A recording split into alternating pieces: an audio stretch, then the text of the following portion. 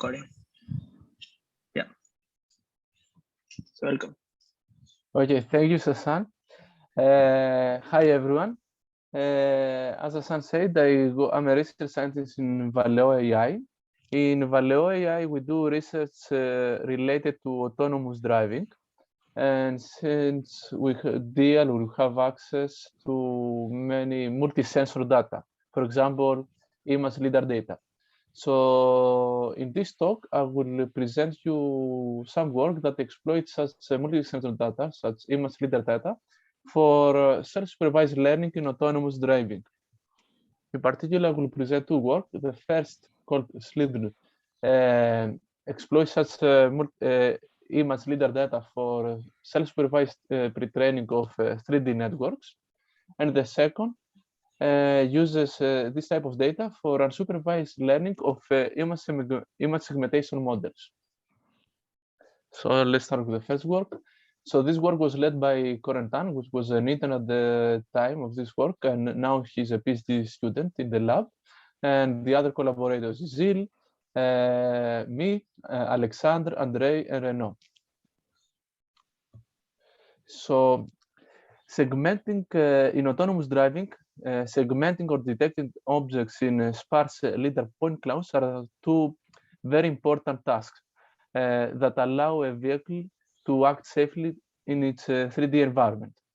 However, in order to learn accurate segmentation, 3D segmentation and detection models, we need to have access to large amount of annotated data. Unfortunately, annotated such 3D data is very tedious and costly. Therefore, in this work, we propose a self-supervised pre-training method for 3D networks that is tailored to autonomous driving data. In particular, most autonomous driving vehicles are equipped with an array of camera and lidar sensors that are synchronized and calibrating, offering rich surround view information. For instance, in the new SYNS dataset, which is a dataset that we use for pre-training our 3D network, the data that it has are captured from 6 different camera sensors here and here that offer 6 different images in different camera frames, so different angles from the vehicle, and lidar sensor on the top that also offers a surround view point cloud. So the data that these sensors capture look like that. So this is a 3D point cloud data. And since we, as I said, we have the relative pose between the lidar and the camera sensors, we are able to project each 3D point in the point cloud on the 6 camera frames. So here we illustrate the projected 3D points on the camera frames. As a note, in these visualizations, the 3D points are colored based on their annotation, the ground truth annotation, but this is done only for visualization purposes. In reality, we don't use any annotation. So in our work, we leverage the availability of synchronized calibrated image and lidar sensors for distilling self-supervised pre-trained image representations into 3D lidar networks. In particular, the pre-training pipeline that we propose consists essentially of 2 steps. The first step here is to pre-train a 2D network using a self-supervised method. For example, the very well-known self-supervised method MOCO, which essentially implements an instant-based contrastive task. And we pre-train this network using a large set of images of annotated, not annotated images, sorry. For example, we use in particular, we use the ImageNet dataset, but without using its annotations. Essentially, we don't need to perform this step in our work because there are already publicly available pre-trained image representations with this method. So we actually downloaded the pre-trained representations of MOCO and we use them. Then the second step is to distill the 2D image network into a 3D network. The point here is that the self-supervised pre-training of images of 2D networks has proven already very successful for learning generating image representations that transfer well to various complex downstream tasks in 2D, offers surpassing even supervised pre-training. In this work, we explore this rapid advance in self-supervised image pre-training in order to learn powerful representations also for the 3D networks by distilling 2D pre-trained representations to 3D networks. And the whole process is doesn't require any annotation. We don't use annotations for the images or annotations for images and LiDAR data that we have on the second step.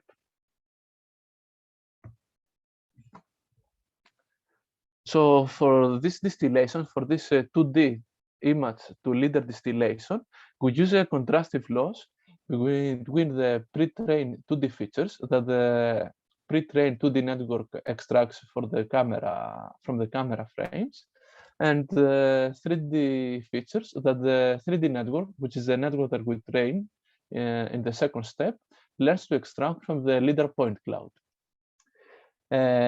In our work, we want to learn 3D features that are more suitable for the downstream task of semantic segmentation and object detection. Therefore, instead of contrast, we choose to contrast features at the object level rather than over detailed pixel level, which is to contrast features between a 3D point and the pixel to which it has been projected, or an overly coarse scene level. However, since we don't have object masks, so we don't have object annotations, we use superpixels for grouping pixels which are locally visually similar and hence likely to belong to the same object. And we design our contrastive loss based on these superpixels. In more detail, so first we extract superpixels from each camera frame that we have, and here the superpixels are oversized, but this is just for illustrative purposes. In reality, the superpixels are much smaller. Anyway, so then, as I said, we are able to project the 3D points to the camera frames, and thus this allows us also to define super points. Essentially, all the points that are projected on the same superpixel are grouped together to a single super point. So here, the points that are projected here form the same super point that is visualized here, are those points here. Then, having defined these superpixels and super points, the next step is to pull features that belong to these super points and superpixels. In particular, we use a 2D network to extract pixel-wise 2D features from the 6 camera frames, and then all the features that are coming from pixels from the same superpixel are pulled together with average pooling. So this is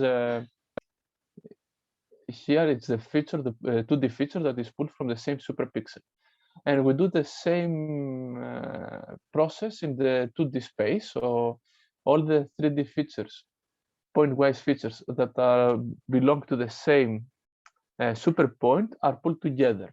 And we also know the correspondence between a super point and a superpixel, and thus we define superpixel-driven contrastive distillation loss.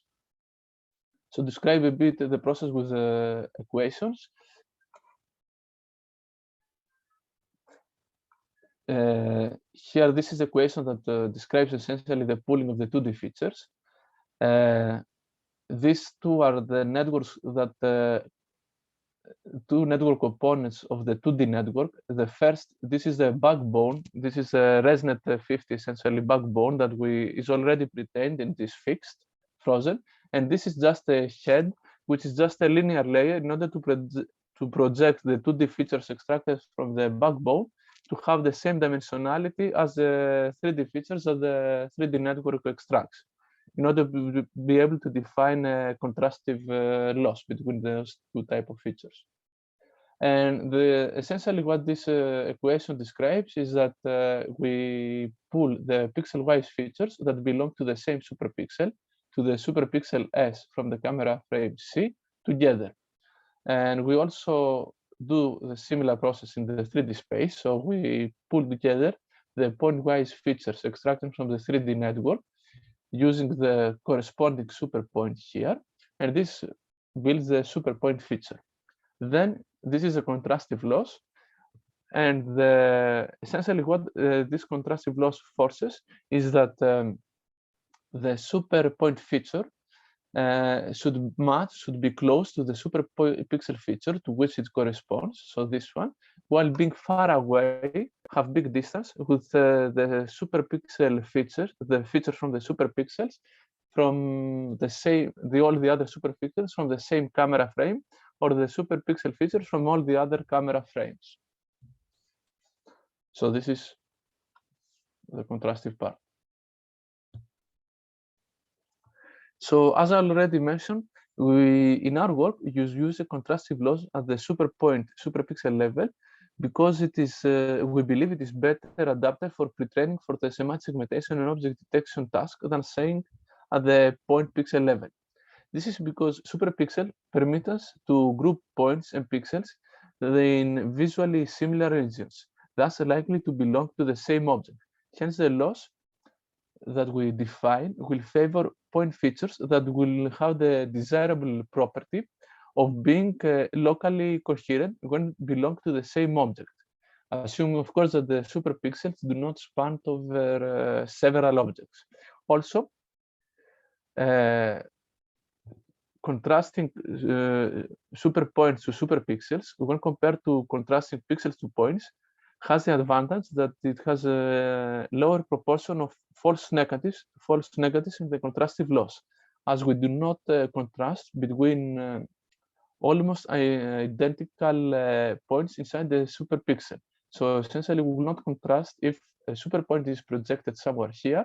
We will not contrast it with the pixel that is coming from the same superpixel and which is almost identical. So having thus defining a more meaningful contrastive task.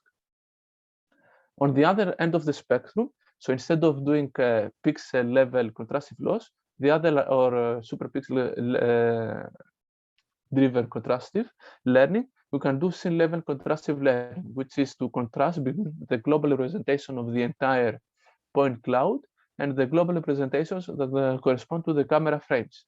However, this is again not very meaningful for autonomous driving data, because in autonomous driving scenes, we have multiple different objects at different locations and different sizes on one hand, and also there is, on the other hand, a relatively small diversity at the scene level, since all scenes consist almost of the same type of objects. So all scenes have roads, cars, and pedestrians in autonomous driving. So this is essentially the self-supervised pre-training method that we propose for 3D data. And here we'll present some experimental results. So we pre-train our method using the new scenes dataset. And then we evaluate it by the pre-trained representations by transferring on semantic segmentation on the new scenes and kitty dataset using either linear probing or fine-tuning. Linear probing essentially is we attach an extra linear layer, convolutional layer, on top of the output features that predict classification scores for each class in order to do point-wise semantic segmentation. And fine-tuning is when we fine-tune not only this layer, but this layer together with the backbone that we just pre-trained. And so when we do linear probing, we use 100% of the annotated data on new scenes, while when we do fine-tuning, we use a small percentage of the annotated data. So we follow a low-shot evaluation setting using 1% either of the new scenes data or 1% of the kitty data. And we compare against 4 baselines. Random is essentially training from scratch on the downstream task, so doing no pre-training. point contrast and depth contrast are two state-of-the-art 3D pre-training methods that don't use the image sensor. PPKT is another image-to-Lidar distillation approach, which is essentially concurrent to our work. Was initially proposed for inter 3D data, so for RGB data, and we adapted it and implemented for an autonomous driving setting. And the main difference with our method is that it uses a pixel level or point level contrastive task. Instead, in contrast to our work, where we propose a superpixel driven contrastive task. So from the results, we see that, of course, no pre-training has relatively poor performance. Then the pre-training methods, point contrast and depth contrast, that don't use image data, they have achieve better performance, of course, when compared to random pre-training. But the image-to-Lidar distillation approaches, PPKT and SLIDR, of course, they have achieved much higher downstream task performance. And among those two methods, SLIDR is considerably better. We also evaluate the data efficiency of SLIDR when compared to no pre-training. In particular, after pre-training on new scenes using the entire dataset, then we fine-tune on the semantic segmentation task on new scenes using only a portion of the available annotated data. So only 1%, 5%, 10%, 25%, 100%. So essentially, this is a semi-supervised learning setting. We see that by exploiting the pre-training with the SLID method, we managed to achieve significantly better performance than no pre-training. And of course, the improvement is higher when we have a small amount of annotated data on the second stage, on the downstream task. We did a similar experiment, but for when the downstream task is object detection on the GT dataset using 5%, 10%, and 20% of the available annotations, and we observe similar behavior, although there the improvement is smaller when compared to the semantic segmentation in the new scenes dataset. So here we do a visual inspection of the quality of the point features, 3D point features that we learn. So we use a 3D point as a query and compute its cosine similarity with of its feature with the 3D features of all the other 3D points that are projected on the same camera frame. And we visualize this cosine similarity in the form of an attention map in this camera frame. And we see that indeed the 3D points that are most similar to the query point is those that belong on the same type of object. So the points that are coming from this track here and this track here, while points on like on the road or here on the trees are less similar. We also have another quality, a video, some other qualitative results.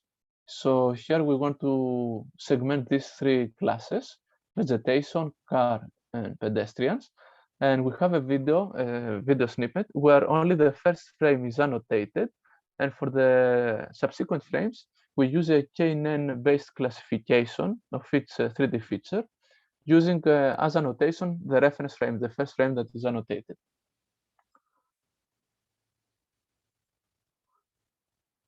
And we see that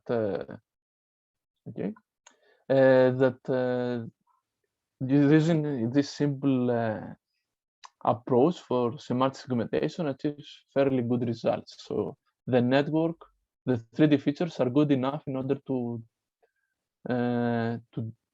segment out pixels that belong to the car or the pedestrian class.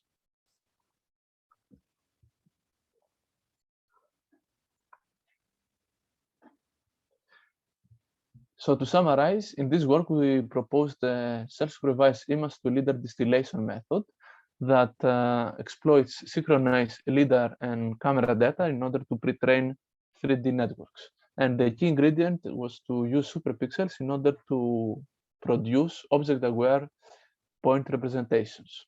The code for this work is publicly available and you can use it. So we'll move now to the second work called Drive and Segment. This work was led by Antonin. He's a PhD student at the Prague office of Valeo AI, and the other collaborators were David, Oriane, which was was a former member of your lab, me, Andrei, Patrick, and Joseph. So current semantic segmentation, image semantic segmentation models require a large amount of pixel-wise annotations, which are expensive and hard to obtain manually. For example, to annotate a single image in the cityscapes dataset can take up to 3 hours for manual labeling. So the goal of this work is to learn semantic segmentation, image semantic segmentation in urban scenes without any manual annotation by just exploiting non-curated data from LiDAR, scanner, and a camera.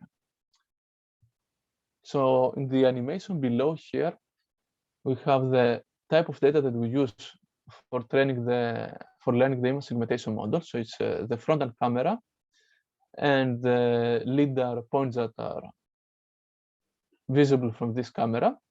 And the self-supervised method that we propose, the unsupervised method we propose, learns an image segmentation model without any annotation and is able at inference times using only images to produce pseudo-segmentations. By pseudo-segmentation here, I refer to the fact that the individual classes that the segmentation model predicts do not have any explicit meaning, but group similar objects. For example, the pedestrians have the color red, and the cars are another class which has a color blue. So we call our method, as I said, drive and segment, and it consists of 3 main steps. The first step is to perform cross-model extraction of segments in the image. The second step is to build pseudo-labels by clustering self-supervised image features corresponding to these segments. And finally, we propose a new teacher-student training scheme that integrates spatial constraints from the LiDAR point cloud in order to learn an image segmentation model. So the first step of our method is called cross-model segment extraction.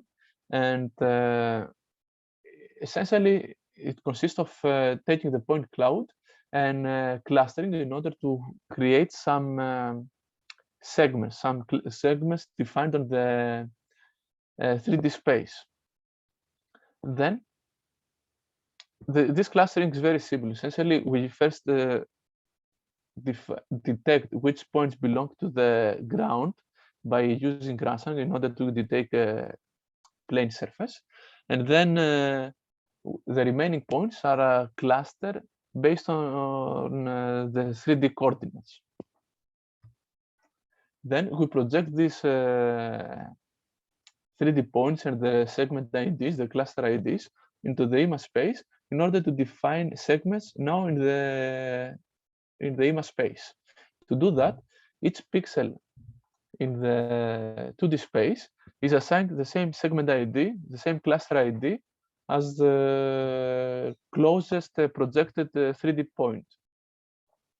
Of course, for some, however, for some pixels, we know from the LiDAR sensor that we don't have valid in this area valid 3D points. This is because, for example, these pixels are depicting the sky, where, for example, the depth would be infinite, so we don't have 3D points there, or they are coming from areas of the image with from objects with high reflectance, which again will produce invalid LiDAR points. So in this case, we don't actually, we left them, we don't annotate, assign to them any segment ID, any cluster ID. Anyway, this will produce segment proposals in the 2D image space. And the key thing to focus here is that by exploiting the point cloud, we can get without any annotation, fairly good segments. So segments that are good on delineating objects or object parts. Then the second main stage in the proposed method is called segment-wise unsupervised labeling. And essentially, in this step, we segment, we cluster each segment that we extracted from the previous step. So in particular, we start by taking crops around the segments in the image domain. Then we do this for all the images and all the segments in the dataset.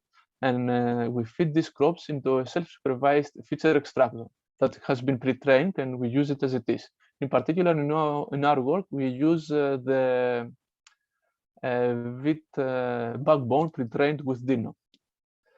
And we use this feature extractor then to extract per segment features. Then, next, after we have extracted these per segment features, we apply the k-means algorithm in order to cluster all the segment features and get a pseudo label ID for each of them. Finally, to get dense segmentation maps corresponding to the image, we assign the discover cluster ID or to each pixel that belongs to a segment in the image. So all the pixels that belong on this segment here will get the same cluster ID.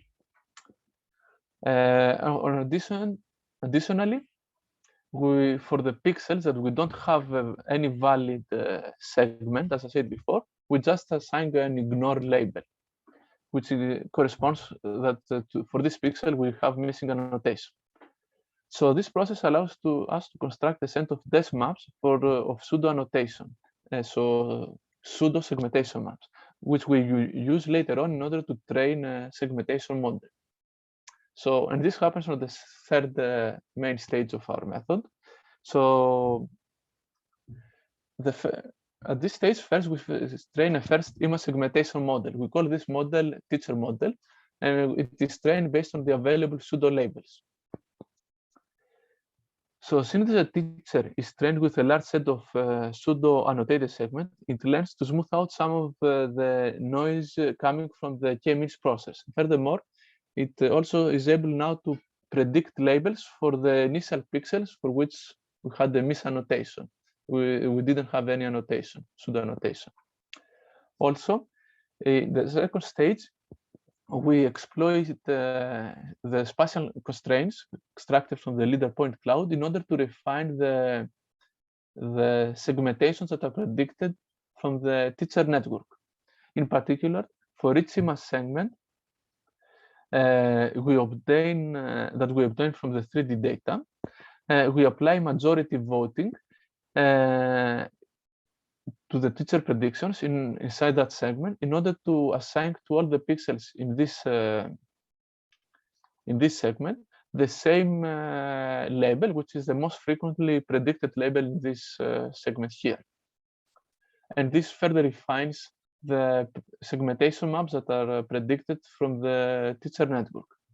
Finally, using these refined segmentation maps, we train another image segmentation model called student model, and which is the model that achieves the best performance and is the final model of our method.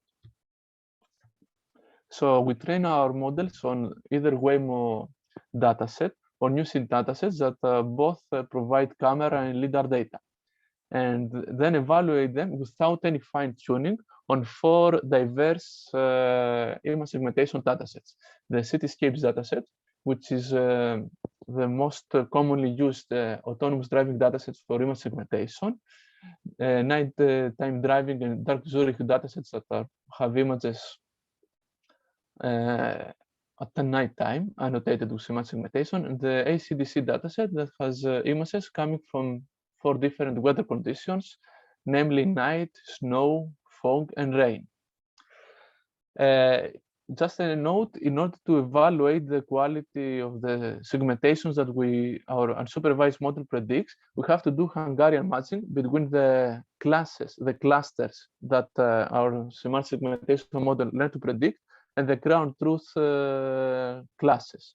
but and the Hagari matching is so that to maximize the accuracy, the mean AMU performance on the dataset. But this is done only for evaluation purposes in order to give a meaning to each cluster that we have learned to segment. So we observe that our models have much better semantic segmentation accuracy than the previous state-of-the-art on a supervised image segmentation, which is a PCE method here. And the improvement is actually quite big. So here are some qualitative results. So here we visualize pseudo segmentations of our unsupervised segmentation model on video snippets. Also some another qualitative results. So here in the middle are the ground truth annotations, and this is the pseudo segmentations that our method learned to predict. And we see, although are far from perfect, it's managed to do fairly good job on segmenting, for example, classes like cars in this example. So to summarize this work, by exploiting synchronized lidar and camera data, learns image segmentation models for urban scenes, for autonomous driving. And again, the code is publicly available on the project page, and also there's a archive paper that you can see. So this is it. Thank you for your attention. Thanks, Spyros. That was really cool. If anyone has any questions, so yeah, please feel free to ask. Hi, Spyros. Thank you for the great talk. Thank you. I wanted to ask you, actually in the first work, you're using superpixels and you're using the camera frames from like the views from all frames. How, I guess the sensors, the way that they are put, you have some overlap between cameras, right? Yes. How do you deal with that? Like, because you have basically, you can have different superpixels in the same overlapping regions of the cameras.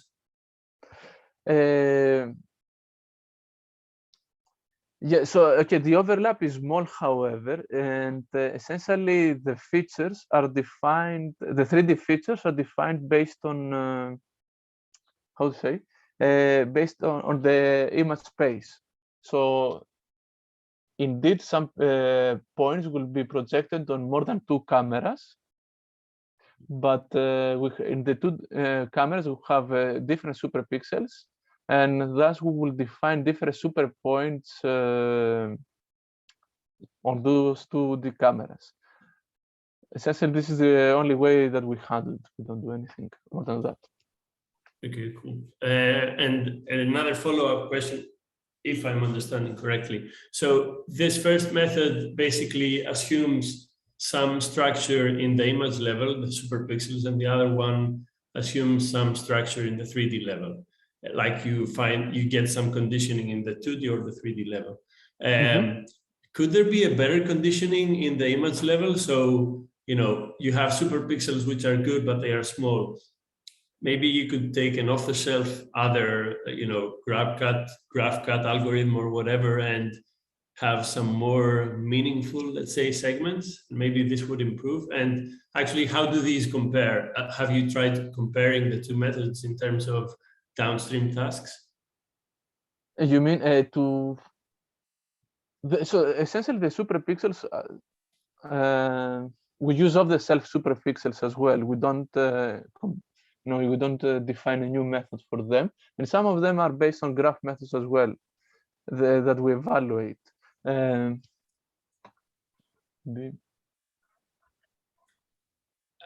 I'm mostly asking for the image part because there are some works I think that do some, you know, some segmenting that seems a bit more interesting or something. Maybe I need to find this work, but yeah, yes, I mean there are work actually. There are some work that I forgot to mention, although as I said here.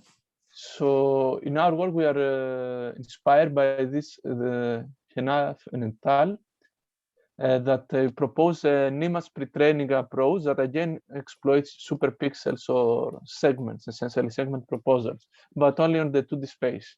So they don't learn 3D networks. And we're inspired by them, and they saw in their work that have good performance on the downstream tasks of object detection.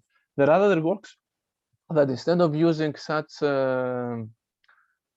this type of segment, superpixels we call them, they use some supervised methods for detecting the most salient object in an image. So like in this example, they will have a method which might be another deep learning network that will have a segmentation mask for this car, which is on the foreground of the most salient object in this image, and then will define contrastive mask based on this type of mask. But we didn't explore it in our setting because essentially, okay, maybe this particular example, but saliency methods we don't believe will not work well for autonomous driving data. For example, here you see the images are quite rich in autonomous driving, so there is no real a salient object in this image or a single salient object.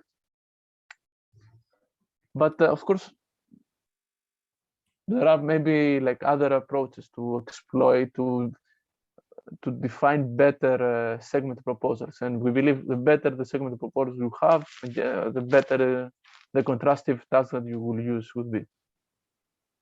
Cool. Thanks. Thank you very much, Spyros, for this nice talk. I have an extremely naive question. Can you go back to slide number 5, the one before this one, please? Yes. Okay. So you have very many sensors on that car, and I understand the way you make use of all the information from those sensors. But what happens in, it's a very naive question, I'm sorry, but what happens if one of those sensors is just sending crap, just bogus data for some malfunction in the hardware or whatever? How do you reconcile what is sent by a sensor which is completely crazy? But this is probably a very general question about consensus or something like this, because in everything you explain, the world is beautiful, right? Everything works perfectly nice. I mean, things are calibrated, beautiful, but what happens if some bogus data gets in the way? Okay, yes, indeed, in our work, we assume that all the camera sensors will work, will not have this situation of getting bogus data. Like essentially, by using a new SIS dataset, essentially this is the case. But if like in a more actual realistic setting, we have actually used the car to collect this data, and we haven't done any curation. I think maybe this type of data, bogus data, would be easily detected either from like the metadata of the camera sensor or by some simple pre-processing to essentially discard the scene where one of the sensors is not working properly. Okay. But we don't consider, in our work, we didn't handle this case. We assume that the sensors work properly. Of course. Thank you, Spyros. Spyros, I just have a follow-up on that. So I'm just asking you here. So in case there is this camera that doesn't work well, and since you use contrastive, so can you consider that as a negative, and that could handle this edge case, right? Like, I mean, there should be some condition in which you can detect these misinformation as negative and still put it in your learning, in the contrastive learning loss, right? Does that work? You mean to consider since you, so if you a can camera consider this frame as noise. to treat. Yeah. like we can use essentially 2D features extracted from this camera sensor as only negatives and not have any pair. I mean, it would be it makes sense to try. I don't know how it will behave, of course. Yeah, sure. Cool. I guess more of a comment though, this work will not work well for real time, right? I guess the use case is for annotation or, I mean or real retraining. time in the car on the road. I mean, Yeah, yes, of course. The scenario is that you will use the car to just collect data and then offline pre-train the 3D network. Then. Because I mean, even if there is bogus data and so on, like this happens in an offline manner, you pre-train in an offline manner, so it would be easy to detect, as you said, the camera that is failing. Yes, I mean, I guess yes. I'm not an expert on how to do that, to be honest. But assume maybe this would be captured from some of the metadata of the camera. It could be easily detected in order to discard this type of data.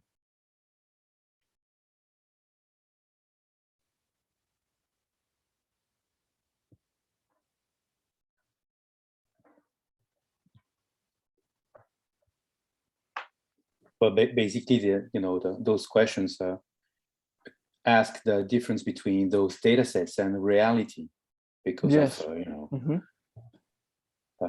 lights in front of the things, and reflections on etc. So we're curious about that, obviously.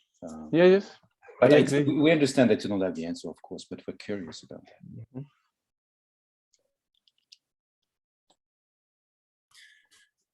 I guess another question on that note is, like LiDAR has a different has different frames per second to the cameras. Like, I guess you don't have this problem with NU scenes and so on, but in real world data that you collect, you might have issues with the synchronization, right? And it cannot. Also, new scenes, the synchronization, the calibration is not actually perfect. So can you trust the information from all sensors at the same? They are not perfect in terms of. It's approximate, and like since you asked this question, actually the calibration is approximate since you asked the question. So sometimes like the 3D projected point might not match exactly the object that it comes from in the 2D space. But of course, the errors would be small, but they will be there. So the advantage of using the superpixels in our case is because we average the features from a neighborhood and not from a single point or a single pixel. Then this type of errors the impact of this type of errors is reduced. And this is reminding me some of the work. I mean, in the old days, some people were talking about adversarial attacks on self-driving cars with stickers on, I don't know, road signs, etc. Because we have multiple modalities that you fuse one way or the other, images, lidar, etc. Is there anything to say about the overall robustness of those processes against adversarial attacks?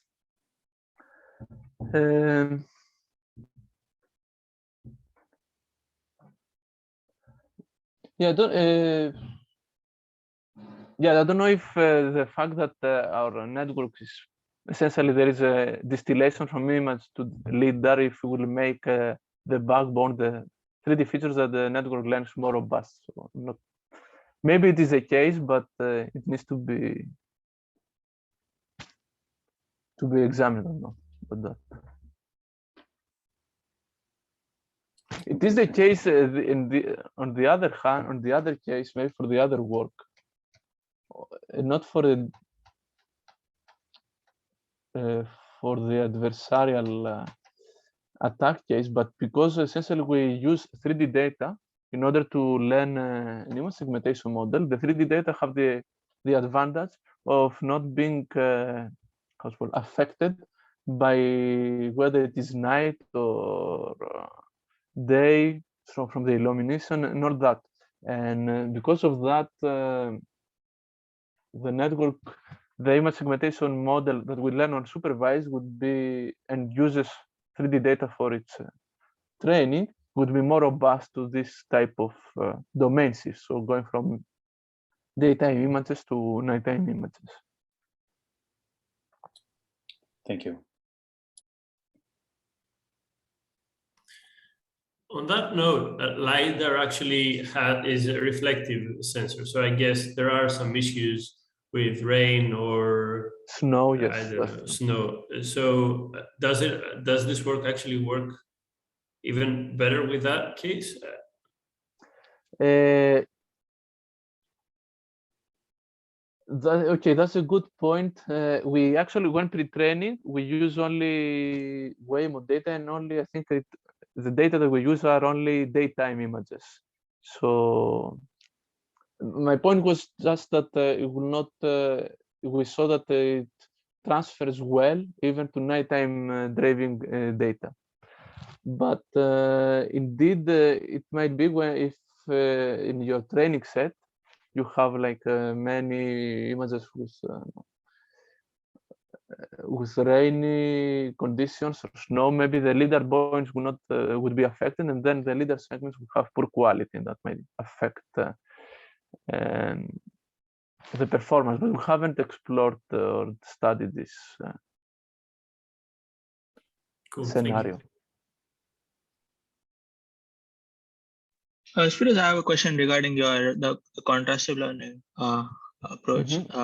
Could you please go back to that slide?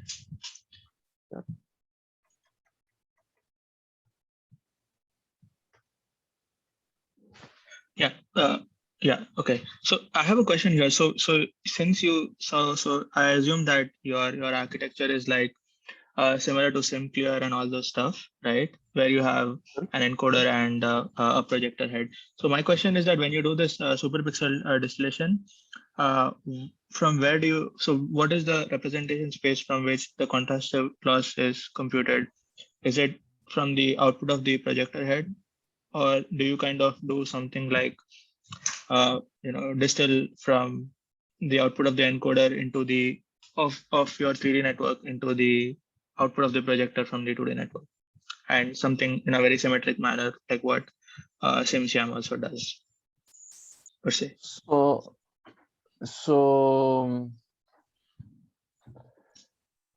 essentially, okay, the 3D network is in both cases we have in both the 3D network and the 2D network, there is a backbone and just a projection head, which usually, not usually, is a simple linear layer just to project the features that the backbone extracts in each case to the same dimensionality.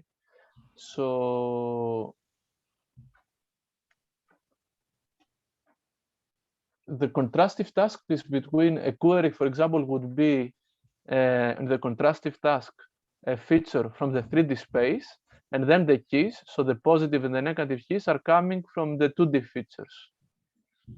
I don't know if this answers, or I don't know if I answered your question or was something else. No, yeah, it was not really this. So my question is like, did you consider taking?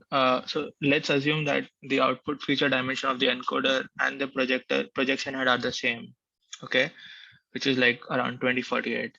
So my question is that did you consider taking the contrastive loss from the output of the encoder of the 2D network with respect to the output of the projector head from the 3D network? It's like a very different representation space, but they have the same feature dimension and symmetric to what. So the idea is basically what SimSiam also does, right? So they take the loss across like two you mean different to have an extra because SimSiam has an extra predictor. Yes. And also, of course. So in your case, you don't have the extra predictor. We don't have extra predict. Ah, And okay. also we have, also it's completely asymmetric in the sense that we have two different networks on the two sides. Okay, okay, yeah. Okay. So I assume that you had the predictor. Okay. Like an alternative, which we didn't explore, would be to have, yes, to maybe like have a task where we don't have any projection on the 2D network side, and we just have like in the 3D side, we have an extra predictor that tries to match the features with a cosine distance or Euclidean Exactly. distance. Yeah, But we didn't try this alternative. We went, we simply use contrastive that is, let's say, simpler to use and has own advantages. Okay. Yeah, cool. Thanks.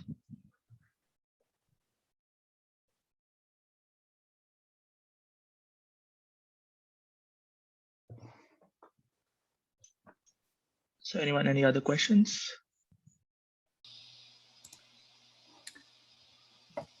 May I? Hi, Yanis. Hi, hi. So Spiro, thanks a lot for the talk. It was great. I might have missed something because I wasn't there from the beginning of the talk, but here on this slide, so you're considering every, you have points from the LiDAR scans and corresponding superpixels, and you're considering the corresponding superpixel as positive and everything else as negative as a standard in contrastive loss, right? Yes, So, yes. yeah, so this could give you inconsistent labels also in classification if there are other examples that are really similar and you still consider them as negative. And I think that this effect will be stronger with the dense loss. You will have more and more superpixels that correspond to the same kind of texture, and you still consider them as negative. Did you study this problem? And again, sorry if I missed it. No, we didn't, but it did. There would be the case that you might have two superpixels that are essentially, again, very similar. But the advantage, however, of using superpixels over not using, of over going to the point to pixel level is this effect of having false negatives, right, is reduced, because at least in here, sorry, at least all the pixels here would would not have positives that are coming from pixels, sorry, negatives that are coming from nearby pixels in this area, for example. But of course, as in this example illustrates, you will still have negatives from this area. So if your 3D point is projected somewhere here, and your the super point corresponds to this area, all this would be a positive, essentially, while this one indeed would be a negative, would be a false negative, right? That is corresponds to the same object part. So we don't do anything special to deal with that, but on the other hand, like unsupervised contrastive methods, they have shown that they still have this problem, even if they are defined on the image domain, like on the ImageNet dataset. You have many images that are very visually similar and essentially belong to the same instance, and still the contrastive task learns to deal with it and learn some good features. So here, for example, on this slide, if you look at the superpixels on the road, there are like 10 or 15 different superpixels that are all the same. Do they still consider all the others as negative here? Yes, yes. We don't, yes, that's true. We didn't do anything. I think in your second work, you might be addressing this by using k-means, right? In the second works, yes, we didn't combine the two works. It was something that we want to do now, or we might do now. But in the second work, indeed, we essentially we detect all the points that belong to a sensor that, in a planar, in the same plane. And then we group group points based on the 3D coordinates. And it can provide much better segments, at least for image segmentation. Right? In theory, we could use this type of segments for defining the contrastive task. Right. Okay. Thanks a lot.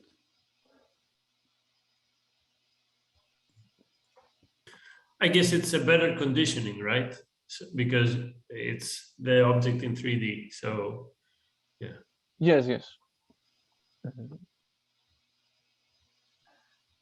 It's much easier to, in the 3D space, it's much easier to group pixels that belong on the same object because their 3D coordinates could be close together.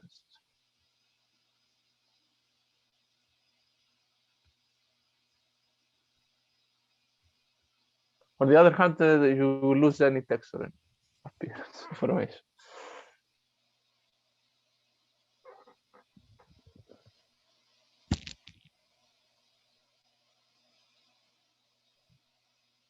Cool. Any last questions, anyone? Okay. Thanks a lot, Spyros. Really enjoyed the discussion and the talk as well. So thank you for your time, man. It was awesome. Thank you very much for inviting me. Yeah. Yes. Thank you, everyone.